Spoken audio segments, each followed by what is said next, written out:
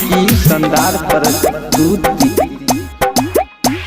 मैया सरस्वती के चुनरी चढ़ा गई चुनरी चढ़ा बिना बाली के चुनरी चढ़ा गई चुनरी चढ़ा। आई बेर मटरी का पास हो गए नंबर सबसे झकास लग गए। आई बेर मटरिक में पास हो गए नंबर सबसे झकास लग गए। मैया सरस्वती के चुनरी चढ़ा गई चुनरी चढ़ा बिना बाली के चुनरी चढ़ा गई चुनरी चढ़ा। आई बेर मटरिक में पास हो गए नंबर सबसे झकास लग गए। आई बेर मटरिक में पास हो गए नंबर सबसे झकास लग गई जग सुन गए।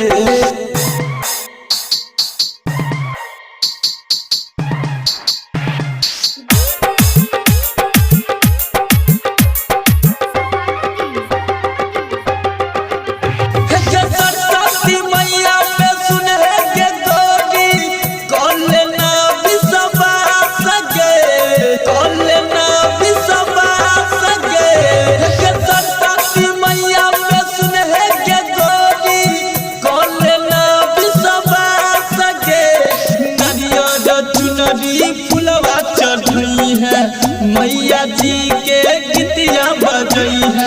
मैया सरस्वती के यरजी लगा गई यरजी लगा। आई बेर मटरिक के पास हो गए नंबर सबसे झकास लग गए। आई बेर मटरिक में पास हो गए नंबर सबसे झकास लग गई जान गे।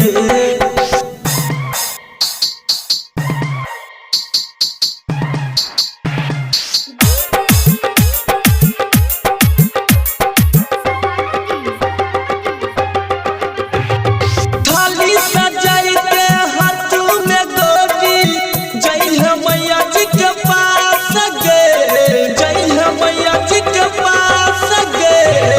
लाली हाथों में थाली सजा के जय है मैया जी के पास गए। कहै छो से दीवाना के गोरी मैया जी सब कर देत पूरी। मैया सरस्वती के कलश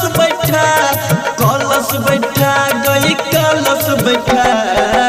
आई बेर मटरिक में पास हो गए नंबर सबसे झकास लग गए।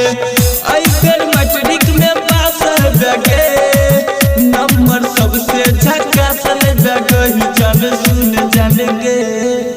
स्टूडियो रिकॉर्डिंग सेठ दीवाना कद्दुआरा।